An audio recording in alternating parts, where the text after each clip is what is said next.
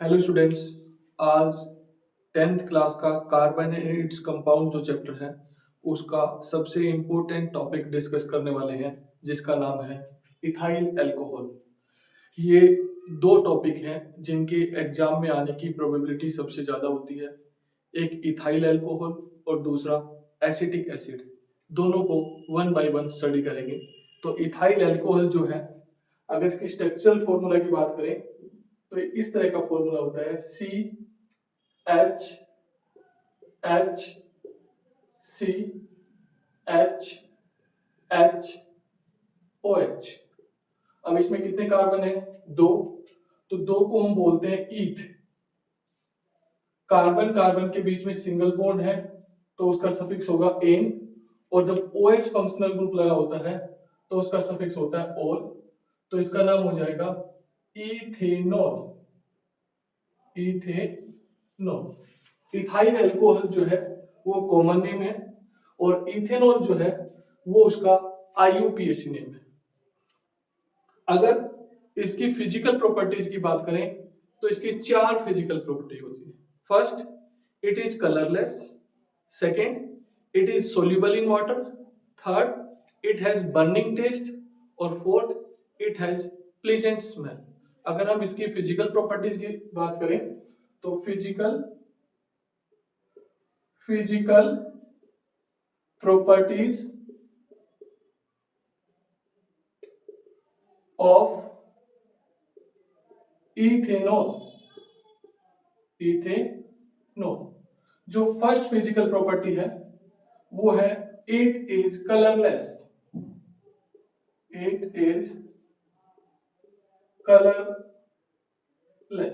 इसका कलर जो है ना वो वाटर की तरह होता है, colourless. Second, it has burning taste. अगर आप इसको टेस्ट करोगे तो आपको ऐसा लगेगा जैसे आपका गला जल गया है। Third, it has pleasant smell. और fourth, it is soluble in water. फिर देख लीजिए, इथाइल अल्कोहल जो है कॉमन नेम है। केमिकली हम इसको बोलते हैं इथेनॉल। इथेनॉल इसलिए बोला जाता है क्योंकि इसमें दो कार्बन है, इसलिए इसको ईथ बोलते हैं। कार्बन कार्बन के बीच में सिंगल बॉन्ड है तो एन, और OH फंक्शनल ग्रुप है तो उसका सफिक्स क्या होगा? ऑल। तो इसका नेम हो जाएगा इथेनॉल। इथेनॉल की चार बेसिक फिजिकल प्रॉपर्टीज है। फिजिकल प्रॉपर्टीज वो होती है जिनको हम देख के ही बता सके कि इसकी कैसी नेचर होगी। तो फर्स्ट है, ये कलरलेस होता है। सेकेंड, इसका जो टेस्ट होता है वो बर्निंग होता है, प्लीजेंट स्मेल होती है, और सोल्यूबल इन वाटर होता है। तो ये इसकी फिजिकल प्रॉपर्टीज थी।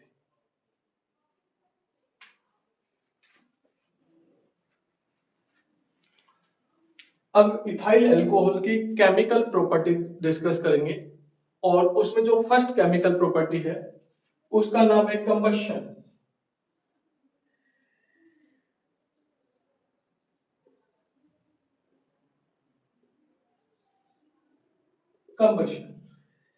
यानी कि जब भी हम इथाइल अल्कोहल को एयर या ऑक्सीजन के साथ बर्न करेंगे, जलाएंगे, तो कार्बन डाइऑक्साइड, वाटर, हीट और लाइट प्रोड्यूस होते हैं।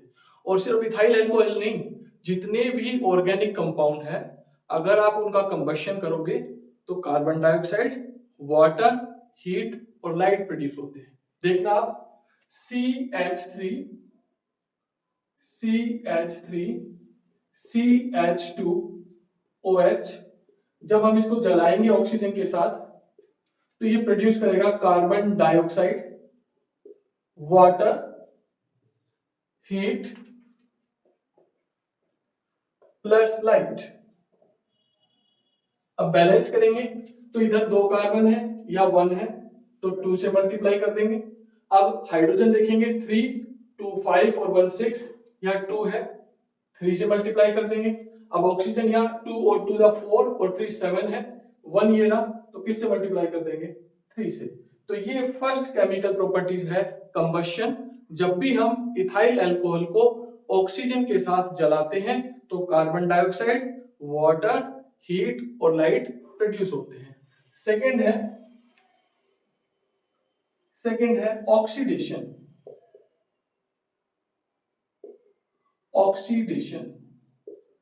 जब भी हम इथाइल अल्कोहल को हीट करते हैं एल्केलाइन KMnO4 के साथ तो उसका ऑक्सीडेशन हो जाता है और वो किस में कन्वर्ट हो जाता है, इथेनोइक एसिड में कन्वर्ट हो जाता है। इस रिएक्शन को हम क्या बोलते हैं, ऑक्सीडेशन। जैसे CH3 CH2OH और एल्केलाइन KMnO4 जो है वो ऑक्सीडाइजिंग एजेंट है। एल्केलाइन KMnO4 ऑक्सीडाइजिंग एजेंट है और जब इसको हीट करते हैं तो ये कन्वर्ट हो जाता है CH3 COOH प्लस H2O में, क्योंकि ये जब इसका ऑक्सीडेशन होगा तो ये दो हाइड्रोजन हटेंगे, एक ऑक्सीजन यहां लग जाएगा और ये दो हाइड्रोजन और एक ऑक्सीजन मिलकर क्या प्रोड्यूस कर देंगे, वाटर। तो ये सेकेंड केमिकल प्रॉपर्टी थी इसकी, ऑक्सीडेशन। जब भी आप इथाइल अल्कोहल का ऑक्सीडेशन करोगे यानी कि उसको हीट करोगे किसकी प्रेजेंस में, एल्केलाइन KMnO4 की प्रेजेंस में, तो वो किस में कन्वर्ट हो जाएगा, इथेनोइक एसिड में और वाटर प्रोड्यूस होगा।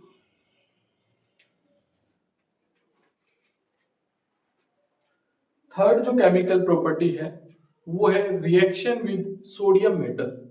जब भी हम इथाइल अल्कोहल की सोडियम मेटल के साथ रिएक्शन कराते हैं तो सोडियम मेटल जो है वो रिएक्टिव मेटल है, वो हाइड्रोजन को डिस्प्लेस कर देगा और खुद इथाइल अल्कोहल के साथ अटैच हो जाएगा। तो जिस रिएक्शन के अंदर इथाइल अल्कोहल को सोडियम के साथ ट्रीट करते हैं तो सोडियम इथोक्साइड बन जाता है और हाइड्रोजन गैस रिलीज होती है। तो थर्ड जो केमिकल प्रॉपर्टी है वो है रिएक्शन विद सोडियम। तो जब इथाइल अल्कोहल CH3 CH2OH की सोडियम के साथ रिएक्शन करेंगे तो सोडियम रिएक्टिव एलिमेंट है, वो हाइड्रोजन को डिस्प्लेस कर देगा और क्या बना देगा, CH3 CH2ONA और प्लस हाइड्रोजन गैस रिलीज होगी। अब बैलेंस करने के लिए, क्योंकि यहां से तो एक ही हाइड्रोजन है, यहां दो हाइड्रोजन हो गए, तो यहाँ 2 से मल्टीप्लाई कर देंगे, यहाँ 2 से मल्टीप्लाई कर देंगे और यहाँ 2 से मल्टीप्लाई कर देंगे, क्योंकि हाइड्रोजन अकेला रिलीज नहीं होता है, वो H2 की फॉर्म में होता है, तो इसको बैलेंस कर देंगे और इसका जो नाम है वो है सोडियम इथोक्साइड। तो इसको हम इथाइल अल्कोहल के टेस्ट के रूप में भी यूज कर सकते हैं। जब किसी कंटेनर के अंदर इथाइल अल्कोहल होगा, आप उसके अंदर सोडियम मेटल डालोगे तो गैस इवॉल्व होगी, आप एक बर्निंग कैंडल उसके पास लेके जाओगे, अगर पॉपिंग साउंड प्रोड्यूस हो तो आप समझ जाना वो गैस तो कौन सी है, हाइड्रोजन गैस, और उसके अंदर जो मिक्सचर है या जो सॉल्यूशन है वो कौन है, इथाइल अल्कोहल। फोर्थ जो केमिकल प्रॉपर्टी है वो है डिहाइड्रेशन। डी का मतलब होता है रिमूव और हाइड्रेशन का मतलब होता है वाटर। सपोज करो ये इथाइल अल्कोहल है,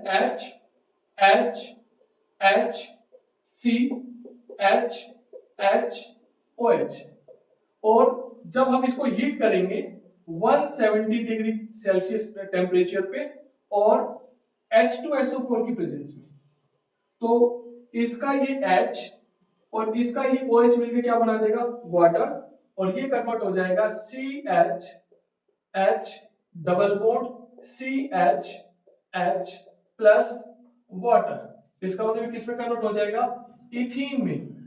किसमें कन्वर्ट हो जाएगा, इथीन में। तो जब भी आप इथाइल अल्कोहल को 170 डिग्री सेल्सियस पे हीट करोगे in the presence of sulphuric acid तो किस में कन्वर्ट हो जाएगा, इथीन।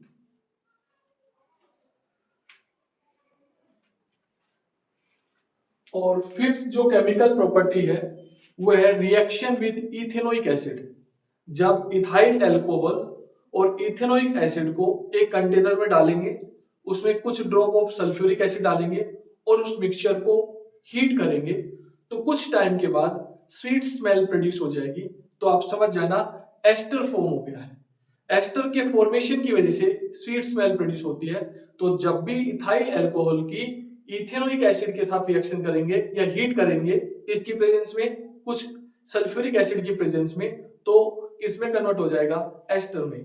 तो जो फिफ्थ प्रॉपर्टी है वो है रिएक्शन